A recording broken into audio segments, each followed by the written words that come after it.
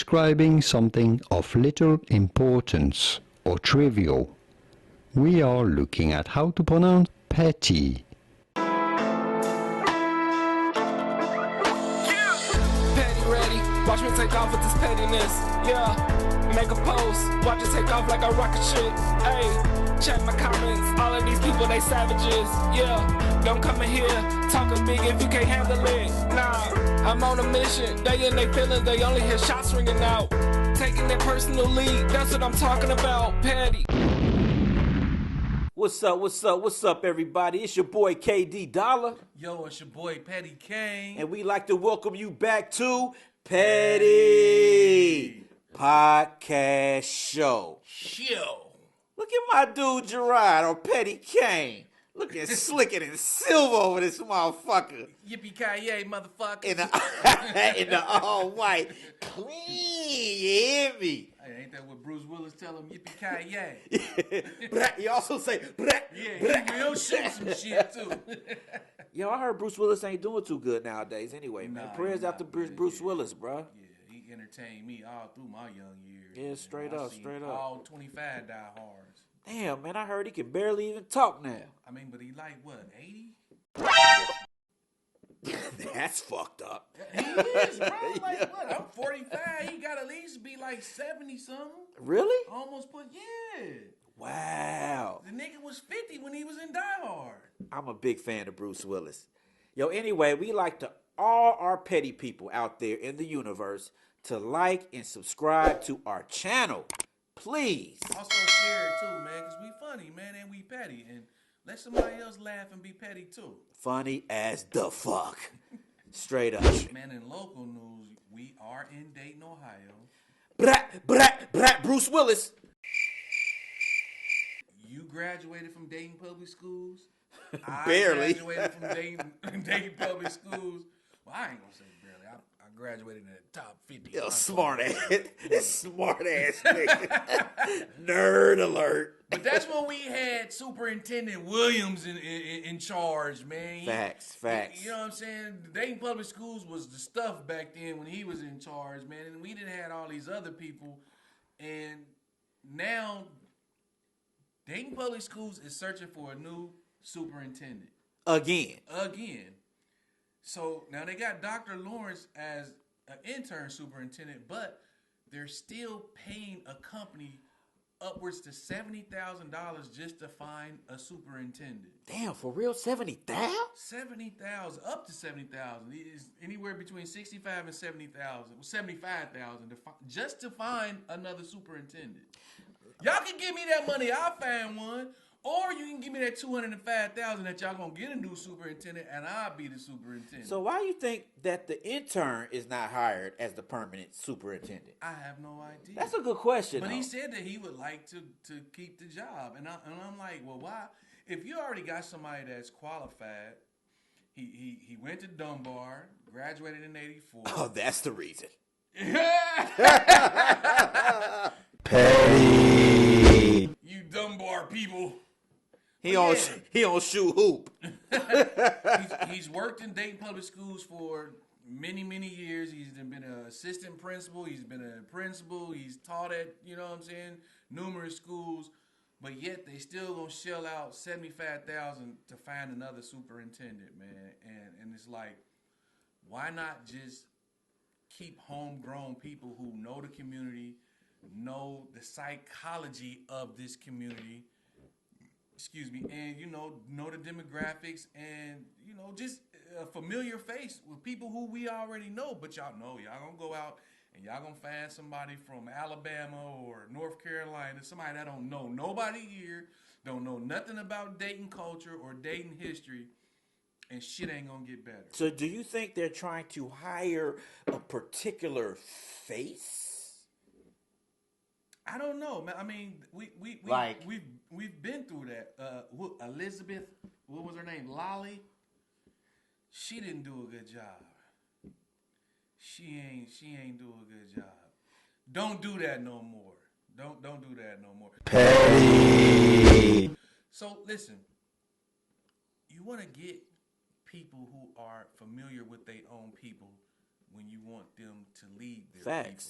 Facts. You can't bring in somebody from somewhere else and a different culture, a different race to lead people who are just culturally different.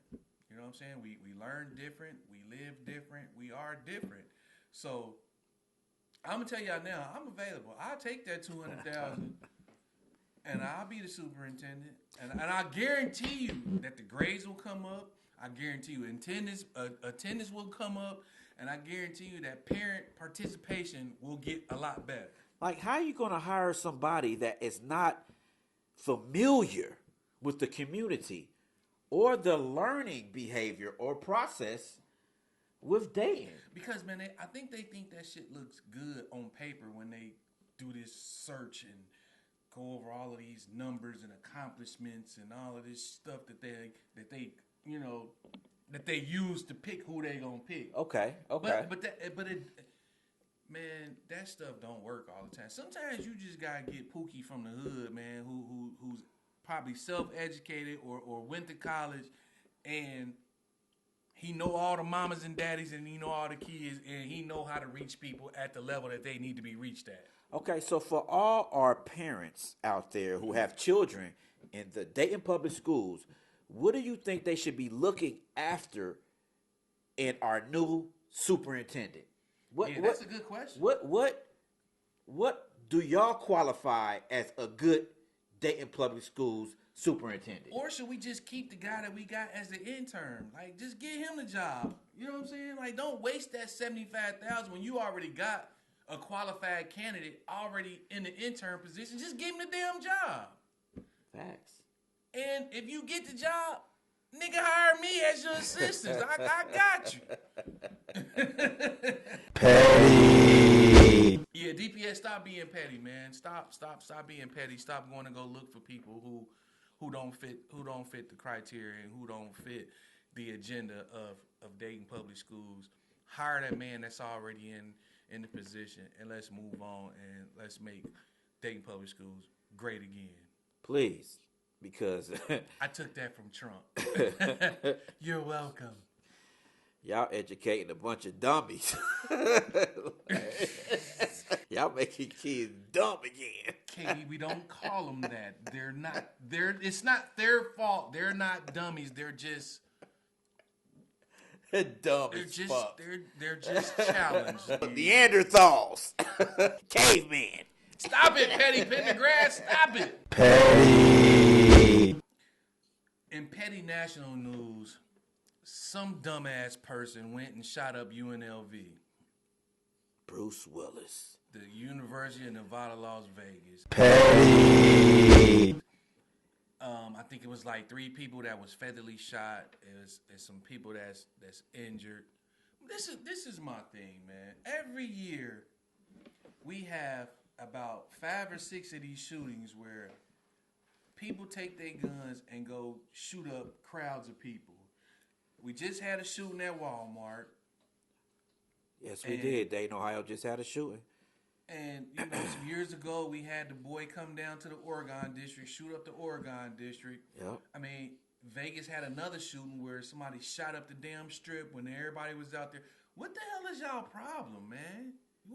You petty motherfuckers that keep shooting up shit. What is y'all's malfunction? The malfunction is, I think, it's so easy to pull a trigger and shoot somebody from a distance. It doesn't take a lot of courage at all to do that. Okay, but what drives that thought process? Like, what you wake up, you get you some Captain Crunch, and you grab your gun and say, "Man, I'm gonna go shoot up a whole bunch of people." Like, man, what drives a person to do something? Well, mental illness plays a very big part of that, and the problem is not really recognizing the mental illness issues ahead of time with some people, bro.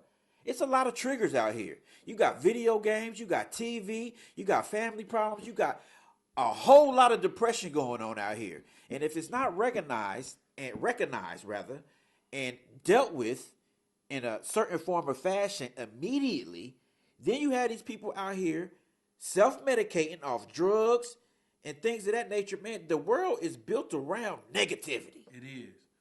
But okay, say you run into somebody and you can tell he's mentally sick. What do you do? Hey man, come on, man. Let's go to the hospital, man. Let's go get some help. Petty. You can't just do that. You know what I'm saying? So how do we even counter that? And then there's so many people. Like you will be taking thousands of people to the hospital a day in small communities, because we know in Dayton we got a lot of mentally sick motherfuckers walking around here, man. You know what? When it comes to training, whether it's a flight attendant, whether it's dealing with warfare, it's simulations that goes involved with training to make it real when you finally get out there, right? Mm-hmm. Them simulations are depicted in video games. So if you're playing video games all day, GTA 6 about to come out too. you hear me? And you shooting a motherfucker all day, that is training you. It's callousing you to be able to shoot up your community. Period, bruh. Petty. You got to realize that these simulations that these regular people are going through to have regular jobs, real serious jobs, they have to do these simulations to prepare them for the actual event. What do you think video games is doing? Wow. Preparing you and your children to kill. Because a lot of these people don't live in reality anyway. Because and let's not say that all people who play video games are like that, because I play video games. I know other people who play video games. So let's say that the people who, like you said, mentally ill, and they can't separate reality from a video game or reality from social media. Like we talked about on the other show with Kai Cenat and them having that live stream in jail. Right. I just recently saw a video where a little young boy was watching that, and he was, you know what I'm saying, talking about, man, that's what they doing in jail. I'm ready to go to jail. But remember, I said that on the show. I said, man, they gonna have young people thinking that's how it is in jail and be ready to go to jail. Facts. You know what I'm saying? So Facts. maybe we need some programs where we need to differentiate between reality, video games, and social media. Like they need to go and talk to some people and say, listen, what you doing, that is not real. That is a video game or social media. It's so easy to get a gun. And it's just really it's so easy for anybody to get a firearm right now. So if you get it, you know, most people that have it want to use it, bro. Well, that's why they got shooting ranges. Like, go to the shooting range. And this is the other petty thing about this. We kind of got off subject, but when the shooter is of Caucasian background, they never release their name. Never. Like, so they didn't release his name. But if it was one of us, they'd have been like, Jamal Brown Bryant shot up UNLV today. Petty. He was the star basketball player. He scored 25 points a game, but yet he's wanted to score on UNLV kids today. Petty. Well, you know, they got to take care of their own. That's how I look at it. They take care of their own. Period. No telling who they related to. You petty motherfuckers need to stop shooting up shit, and y'all need to stop picking up guns. Pick up a book. Read a book and let your imagination take over. What do you think all this gun violence and all these mass shootings, because it isn't an extreme number. It's not like it's overseas. Overseas, you got mass shootings that dealing with war. It's several wars going on right now. I think it's about money. I think there are political groups who plan these things out, and they pick certain people to carry out their agendas because gun companies want laws to be a certain way, Yes. and then there's people who don't want those laws to be another way. So how do you get those laws changed? How do you get people to jump on board of what you're doing? You take those weapons and you put it in a vice's hand, and you carry out your agenda. Yeah. Point blank range. Yeah. That's how you do that. I remember when I was growing up, my parents would not let me own a fake gun for shit. I used to want one too. Like, oh, I want that gun. They'd be like, hell no. And you know the reason why they wouldn't let me have that gun? Mm-hmm. They would not let me have that gun because they did not want me to even visualize myself shooting somebody. Mm-hmm. But now y'all parents out there is letting y'all child play several gun games. Killing people. It's bloody. Bloody warfare. That is a psychological thing. It gets embedded into your brain to kill. And that's what's happening nowadays. Protect your children. Protect your loved ones. Stop playing those damn games. We ain't had that many shootings when we was just playing Mario Brothers.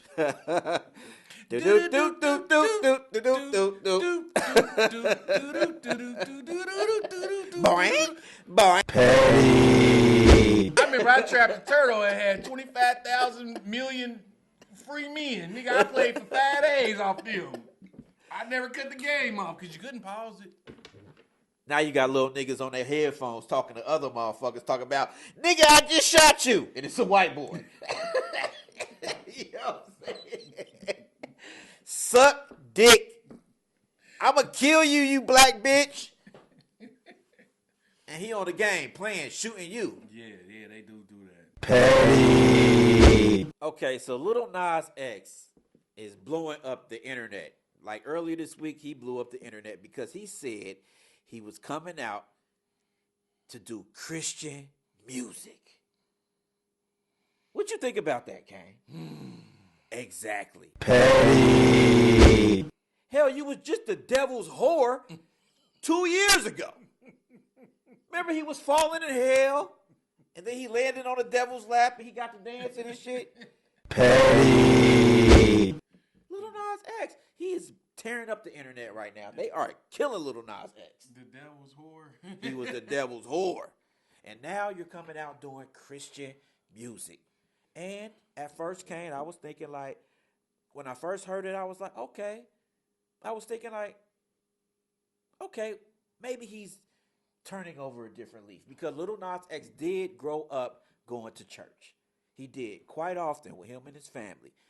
He hasn't came out that he's a Christian, but he did say that he struggled with Christianity as he was growing up because once he realized he was a gay man, that it wasn't accepted in He was the a church gay, like gay that. man. Yeah, like straight up. How do we keep talking about gay people on the show, man? Why do gay people keep making headlines, man? Because they the UFOs, they take it over. Petty. Little Nasty X. That's your name for me, Little Nasty X. Yo, I was like I was thinking about commending him at first. Like, okay, you coming out as a Christian. That's all right. You want to do Christian That's rap? what he wanted. That's what he wanted. Until I read what he put on Twitter. What did he put on Twitter? Evil is good. Let me pull out my nigga notes. He was watching Vampire in Brooklyn. Evil is good. He said on Twitter, he said, making Christian music does not mean I can't suck dick no more. Whoa, shit. Damn it. The two are not mutually exclusive. I am allowed to get on my knees for multiple reasons. Oh, wow. He was just putting blood in his shoes and dressed in all red and being a devil. Now he's an angel. Come on, man. Like, and y'all petty as fuck if y'all follow that bullshit. We need to ignore this nigga. Petty. The music industry is tearing his asshole apart, and he likes it. He likes it. Petty. He's there for it. He's Mikey. He likes it. Like, they got a hold of that young man and said, we welcome you. Do what you do. Lil Nas X. But like we talked before on a Petty podcast a couple of years ago to Lil Nas X, because of your age and you being a black man out there. How old is he? He's a youngin', bro. He's in his early 20s, man. Out there just getting fondled and fandled and slung around and no telling. Puffy done probably got to him. You never know. Dwight Howard. Petty. Kitty. But this is his rebuttal to all the negativity that he's been receiving. Pull out my nigga notes. He said, it's really insane how y'all pretend some of our pastors are not getting piped down before Sunday service. Y'all do not know Jesus personally. Stop trying to keep gatekeeping him. Whatever that means. Petty. Stop trying to, I don't know what the hell that means, but Lil Nas X, man, you are in a situation where you are a leader. People can look up to you, are youngins. You are a black figure out there. You are on TV. And you have to play a certain role, bruh. But it seems like that ever since you came out and people was coming at you, it seems like that you have to prove a point. And we're thinking that this Christian move is just one of the points that you're trying to prove. You was just dancing with the devil. Now you're trying to dance with God? Make it make sense, bruh. Whatever message you are trying to get off, just realize that you are looked at. And that's why he doing it, because he know he being looked at. He know he's being followed. He know people are gravitating towards him. That's why he's doing it. Like, that's what it is. Yeah. And he's probably a puppet to one of these industry leaders that we'll sell more records if you do this. Facts. We'll make more money if you do this. Like, facts. It's crazy, man. Facts. This music industry has been being exposed for years, and a lot of it has been just swept under the rug. But man, if you can't see what this industry is doing to people, man, it's really, yeah, it's putting money in their pocket. But what are they doing with it? Yeah, because you know what? The music industry, it does change. Like Jay-Z took a picture with Lil Nas X. And back in I'd have been like, shit, no, nigga, move. Nah, but listen, in the 90s, Jay-Z would have never did that. He would have never took a picture with Lil Nas X in the 90s, bro. How do you know that, though? Because back then, I think he would have been it would have sent off a different message. But now, he's a billionaire. He has to do that. And that's what I said, like, when you become a billionaire, you have to rub elbows with other billionaires to become a billionaire. Like, you are not going to become a billionaire and not have to rub elbows with other billionaires. They just not going to let it happen. They're not going to let it happen. For all those who are trying to make it in the music industry, just realize that there's a lot of stuff you have to go through. There's a lot of things that can go against what you naturally believe. Even your beliefs in Christianity. And I think that even though Lil Nas X was brought up as a Christian, and then he started questioning God and things of that nature, I think that was just a seed being planted. And then look where he's at now. He put a whole video out dancing with the devil. He was freaking on the devil. But it's a lot. It's more artists coming out with devil songs. Like, what's the little girl's name talking about? Lil Sexy Red. Nah, not her stinking ass. It's another one. Petty. Doja Cat. Everybody want to be the devil now. Like, what? I don't know, man. No, everything is about the devil because, you know, everybody's claiming demon time. Demon time. Yeah, so everything is kind of wrapped around like a devil, satanic but type it's the of music hue. industry pushing that narrative. Yes. So they probably got it in their contract, like, you want your money, you got to be the devil in your song. Yeah. Talk about the devil in your song, you got to be the devil on this one, okay? It's glorified. It's most definitely glorified. Like we said, demon time, that's actually a positive thing. No, it's not. That's what they saying it like. No, it's not. Yeah. No, it's not. Petty. Hey. Nah, I'm on a mission. They in their feelings, they only hear shots ringing out. Taking their personal lead, that's what I'm talking about. Petty. Cool, I'm a fan, feel like the man with this petty shirt I got. Swag fresh out the box, just to compliment my top. They hating, no worry, I got them. I know what it's like from the bottom. That's why I came up, but this money, it just keep on coming.